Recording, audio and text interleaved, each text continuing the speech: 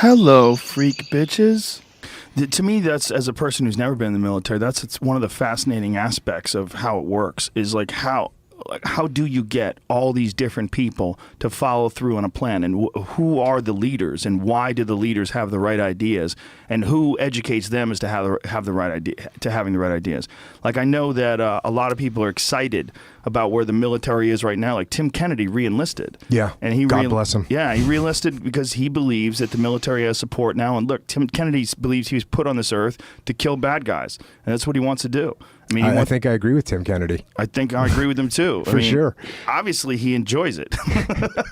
I mean, he's not fucking around. I mean, he went back in. He put his money where his mouth is, and in his eyes, that this is the way that it should have been, that you should give the military the chance to do their job. That's their idea. And then other people believe that there should be much more civilian oversight, and there should be much more checks and balances before things get done. This is a big debate that's going on today. Well, I think there's two different things that you just talked about. That is what the military gets told to do and how they do it. And those are two different things. And I think that, yes, absolutely, the civilians should control and do control the military, by the way. They do control. The civilians are or the military is under control of civilians.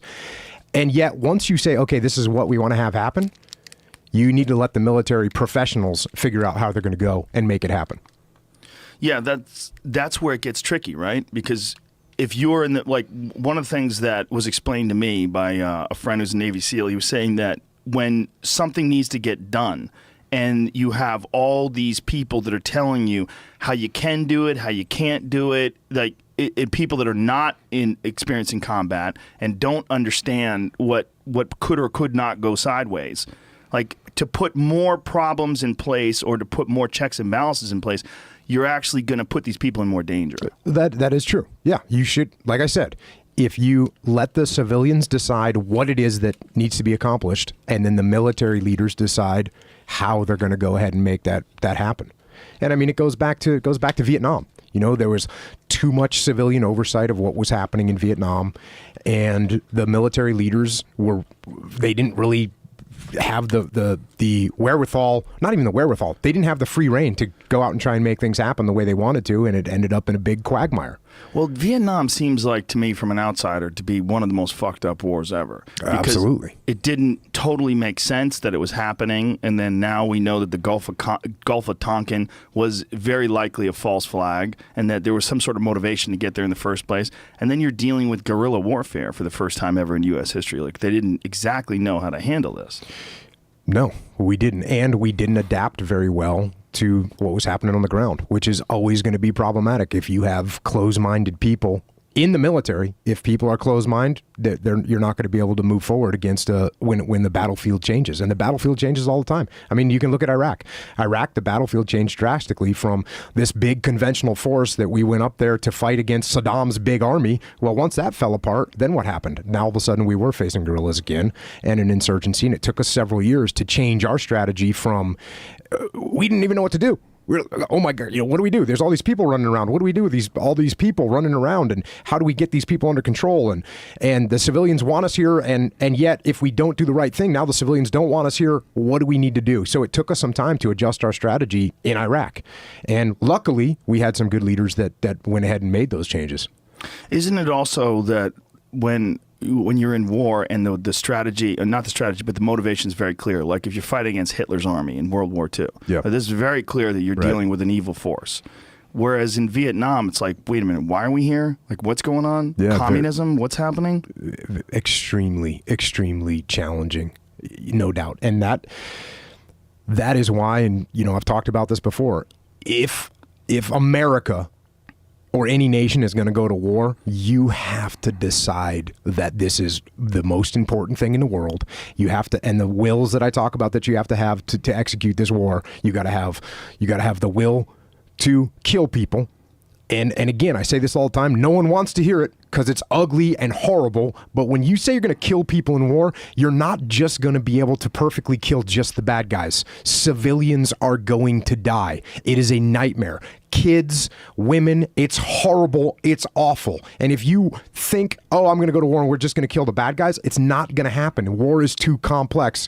It's just not going to be, it'd be saying like, hey, I'm going to go and fight in the UFC and I'm not going to get hit.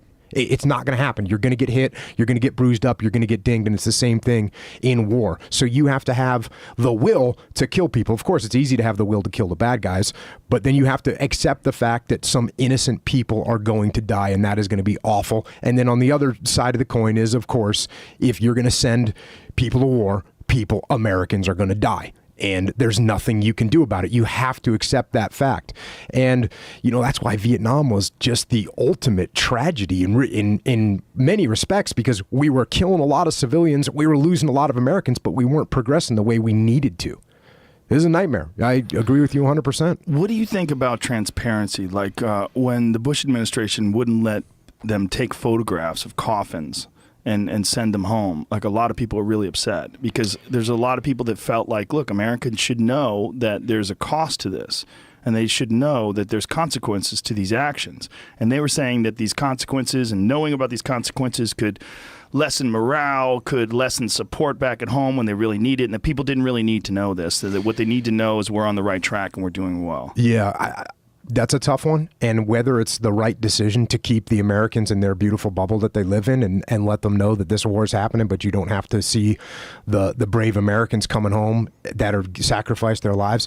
And interestingly, if you remember, I think it was Tarawa, the Battle of Tarawa in World War II. And for the first time, so we needed money to run World War II, a lot of money, war bonds and all that. And we were kind of falling behind and we needed some money. And one of the first times that they released a lot of pictures of dead Americans was, I think it was the Battle of Tarawa. And there was all these Americans washing up on the beach. I mean, Marines that had drowned and got shot, and it was awful. But they did it for a reason. They did it to show like, hey, this is real. This is happening. We need to put pitch in. We need money. We need to, save meat, save oil. Don't use your cars. We all need to get in for the big win, right?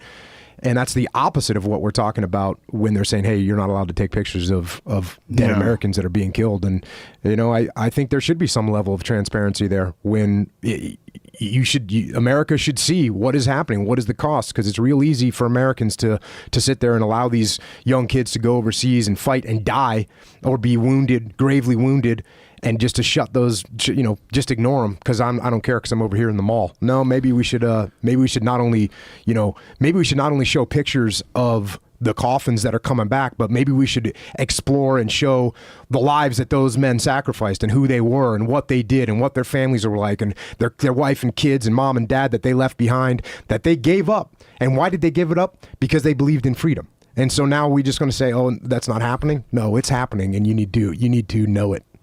It is kind of strange, right? When you think about how little access to information people really had back in World War II. They were counting on the news, they were counting on newspapers, and now today we have massive, massive access to information instantaneously, but yet you get less of it when it comes to that. Yeah, and in some ways you get more of it. I mean, obviously when there's an incident that happens overseas, you can find out about it on Twitter as fast as you can find out about it through, waiting for a real news source to come up with it. But you don't get anything that's like specifically distributed by the U.S. government to let you know the consequences of a war and say, hey, folks, we need your support. This is what's really going down. These are American citizens. And this is what's happening to them over there. Yeah, and then the same thing could be said for, hey, sometimes civilians are going to get killed. Yeah. And what do we do? What do we do then? Do we brush that under the rug and we just show the Americans getting killed? Or do you universally show what's happening, what war is? Man, war is jacked up. I'm here to tell you, war is not glorious. It is not fun, and it is a horrible, horrible event. And so, yeah, I think you should expose it, and I think you should expose it at a high level so that people understand what we're getting into. And as horrible as war is, there's many times throughout history where war is the absolute, in my mind, in my opinion, the right thing to do, and we don't have a choice. And we need to do something when horrible things are happening. And I think that's, You know, on my podcast, I talk about like I said, I talk about war and death and horrible genocide. And that's one of the reasons why I think it's gotten a lot of traction, is because I'm talking about things that are otherwise being ignored. And I think people do want to know. I think people do want to understand war at a deeper level. So that way, when they hear a politician up there saying, hey, we should go to war, they can at least say to themselves, I know what he's talking about. And he's not just talking about, hey, we're going to wave the flag and we're going to send some soldiers over there, they're going to kick ass, they're going to come home, we're going to high five. That's not what war is. And let's not ever forget that that's not what war is. War is a man and another man on a battlefield surrounded by people, civilians, and they're trying to kill each other, and it's a bloodbath, and we shouldn't forget that. And is it necessary sometimes? It absolutely is. It absolutely is necessary sometimes, but we better weigh our minds heavily before we make that decision to go and execute. Now, when you think about the evolution of human beings, you think about how much safer it is today versus how it was thousands of years ago. Do you ever foresee a time where war won't exist?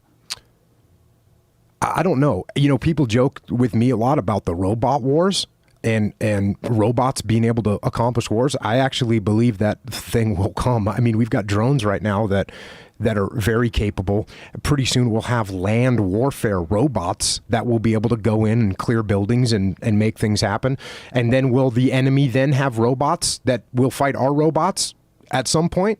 Yeah. And then at some point, will that elevate to a point where we're not dealing with physical robots anymore, but just the software behind the robots, and now it's just a big sort of cyber warfare? That seems conceivable to me. Now, Joe, don't mistake me for some kind of like a Sam Harris intellectual over here, or that I'm going to sit here and explain to you what the future of, you know, warfare from a technical perspective. But from my rudimentary thought process, could it not elevate to a point where we have robots fighting robots, and then that eventually escalates to a point where it's some kind of cyber warfare where it's not physical, but it's just information based?